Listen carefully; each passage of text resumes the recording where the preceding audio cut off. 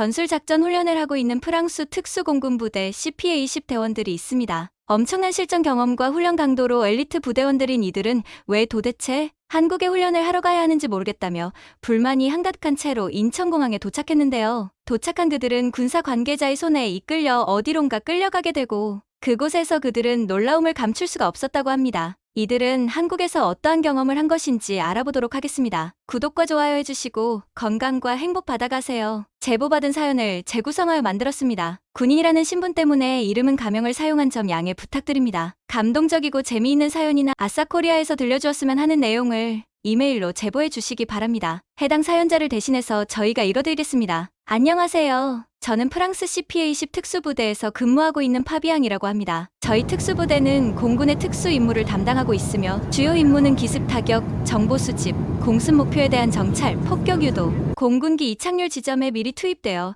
작전 지역 안전 확보, 수송기 혐오 및 유도 등이며 이외에도 CPA-10은 차량을 이용한 장거리 정찰, 대테러 작전입니다. 저희는 프랑스군이 개입하는 해외 전장에서는 언제나 CPA-10이 투입된다고 보아도 좋으며 항상 최전선에 투입되어 위험한 임무를 수행하는 부대이다 보니 최근 10년간 프랑스군 내 특수부대 중에서 작전 사상률이 가장 높죠. 그렇게 저는 저희 부대에 엄청난 자부심을 가지고 있는 상황에서 프랑스에는 우리 부대 말고도 여러 특수부대가 많은데요. 부대별로 각각 5명씩 착출해서 한국에서 한국의 특수부대와 전술 경합을 한다는 일정이 잡혔는데요. 저희 프랑스 특수부대들과 경합을 하는 건 이해가 되었지만 저희가 한국까지 넘어가서 한국의 특수부대와 경합을 한다는 건 자존심이 상했어요. 그들이 저희한테 오는 것도 아닌 저희 프랑스 특수부대가 한국까지 넘어가야 하는 이유를 모르겠고 그들은 아직 북한과의 전쟁도 끝내지 못한 약한 나라라고 생각했거든요. 그들과 저희는 경합 상대가 될 수 없다는 생각을 했죠. 저는 미국이 한국을 도와주지 않는다면 당장이라도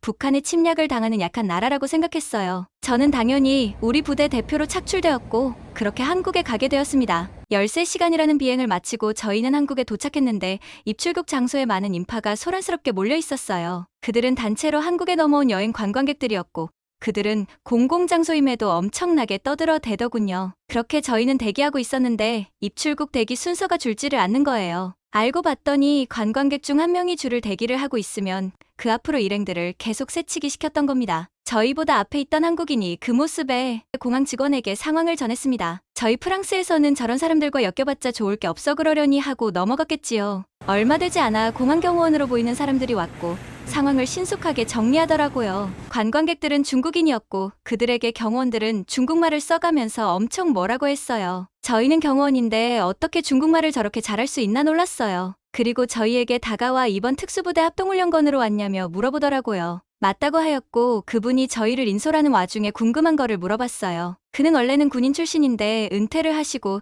지금은 공항에서 경호 업무를 하고 있으시다고 했어요. 중국어, 영어, 프랑스어까지 구사하시더라고요. 그 모습이 너무 인상적이었어요. 그렇게 저희는 입출국 절차를 하는데 저희 프랑스에서는 없는 시스템이 있어 신기했어요. 너무나도 빠른 입출국 절차와 특히 아날로그 형태의 종이 여권이 아닌 QR코드로 입출국 절차를 관리하는 시스템이 너무나 편하더라고요. 저희 프랑스에서는 1시간 걸릴 입출국 절차가 한 10분 만에 이루어지는 게 너무 놀라웠어요. 수화물을 받는 과정 또한 너무나 간편했어요. 제가 생각했던 한국과는 다르다는 걸 조금씩 느끼게 되고 왜 우리 프랑스에서는 이렇게 안 하는지 의문이었어요. 이러한 편리한 시스템이 있으면 따라는 하는 게 좋을 텐데 하면서 아쉬움을 남겼어요. 그렇게 저희는 군 관계자의 인솔하에 군부대로 가야 했지만 지금 일정상 3시간 정도 대기를 했기 때문에 공항에서 잠시 머물러 가자고 말하더군요. 그래서 저희는 당연히 공항 의자에 앉아서 대기할 줄 알았는데 따라오라고 하더라고요. 저희는 정말 어메이징한 한국에 놀랐어요. 공항에서 잠을 잘 수 있는 시설이 있더라고요. 잠을 잘 수 있는 것뿐만 아니라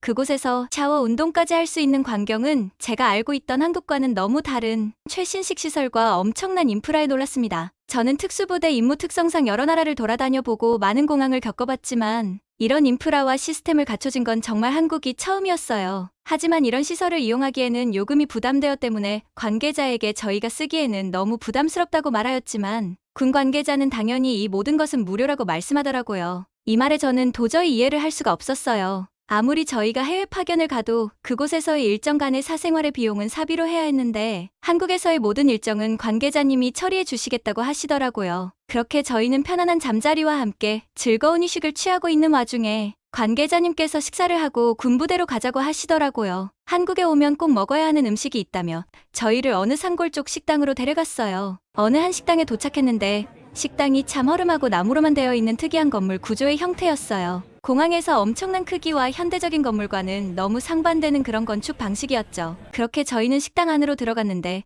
식당 안에는 호수랑 엄청난 나무들이 있었어요. 밥을 먹으러 온 게 아니라 마치 공원을 온 듯한 느낌을 받았어요. 그렇게 저희는 좌석에 앉았고 양념이 된 고기가 나왔어요. 저희는 이게 어떤 음식인지 물어봤고 한국에서는 이걸 불고기라고 부른다고 하더라고요. 스테이크는 아닌데 자글자글한 고기에 양파와 파, 그리고 달콤 짭짤한 양념까지 너무 맛있더라고요. 밥과 다양한 야채들이 있었는데 불고기를 먹고 양념과 함께 밥에 비벼 먹거나 야채를 쌈처럼 싸 먹으면 된다고 설명해 주셨어요. 그렇게 저는 불고기라는 것을 처음 먹어봤는데 맛은 정말 환상적이었어요. 정말 깔끔하면서 달콤하고 어떻게 고기 요리를 이렇게 부드럽게 할 수 있는지 신기했어요. 맛도 맛이지만 자연과 함께 먹는 느낌은 아직도 기억이 생생하게 느껴집니다. 다 먹고 후식으로 한국식 디저트인 약과라는 과자가 나왔는데 이건 정말 어메이징했죠. 한 번도 먹어보지 못한 맛이었어요. 그렇게 정말 특별하고 맛있는 경험을 하고 저희는 군부대로 이동하려는 과정에 대원 중 한 명이 핸드폰을 인천공항에서 머물렀던 휴게 공간에 놓고 왔다고 하더라고요. 3대원은 아내와 자신의 딸 사진이 있다고 잃어버리면 안 되는 물건인데 그걸 잃어버렸다고 엄청나게 슬퍼하고 있었어요. 군 관계자님께서 잠시만 기다리라고 말하고는 어딘가로 전화를 하더라고요. 그리고 10분 정도 통화를 마치고는 찾을 수 있으니 걱정 말라고 말했어요. 저희는 말이 이해가 되질 않았어요. 공항에 핸드폰을 두고 왔는데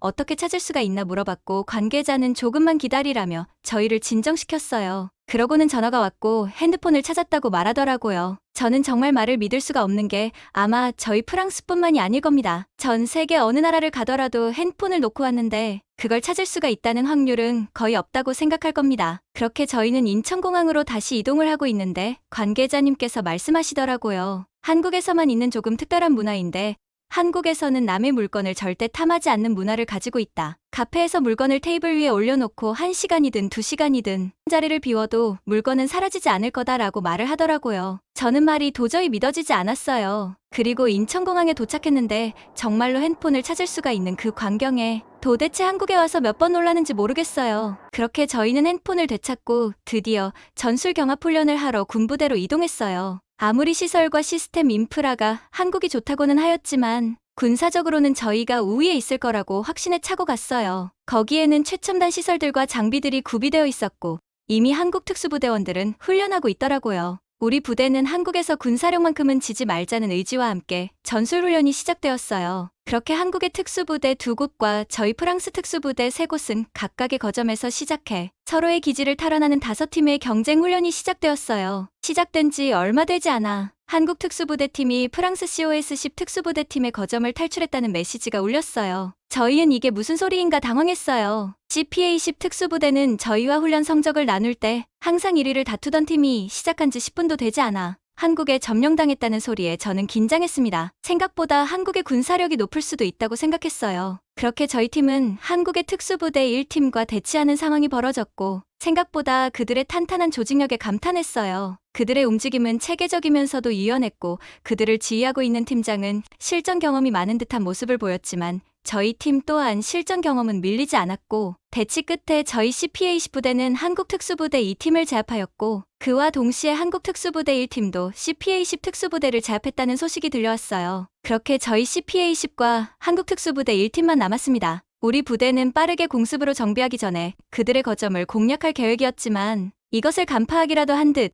미리 대비해놓고 간 그들의 트랩에 저희는 하나둘씩 무너지기 시작했고 결국 우승은 한국 1팀이 하게 되었습니다. 프랑스에서 가장 우수한 성적을 받은 저였기에 너무 인정하기 싫었습니다. 한국의 군사력은 높은 게 아니라 미국의 지원을 받고 있기 때문에 버틸 수 있는 거다라고 생각했던 자신이 부끄러웠고 인정하기 싫지만 인정할 수밖에 없는 상황에 너무 화가 나 있던 저에게 한국 부대 팀장이 다가와 저에게 한 수 배웠다며 인사를 하더라고요. 그 모습에 저는 화가 났지만 그들의 깨끗한 페어플레이 정신에 인정을 할 수밖에 없게 되었어요. 그렇게 얕잡아봤던 한국을 저희는 인정할 수밖에 없었고 한국에 대해 과소평가했던 자신을 한번 뒤돌아보는 계기가 되었어요. 한국이라는 나라 자체를 존경할 수밖에 없는 일정이었습니다. 시설, 문화, 시민의식까지 배울 게 너무 많은 그런 값진 경험이었습니다. 지금까지 한국의 국방력을 무시했던 프랑스 엘리트 군인이 한국에 와서 국방력뿐만 아니라 다양한 점에서 한국에 대해 다시 알게 된 사연 어떻게 들으셨나요? 구독과 좋아요는 영상을 제작하는데 많은 힘이 됩니다. 다음에 더 감동적인 사연으로 돌아오겠습니다. 시청해주셔서 감사합니다.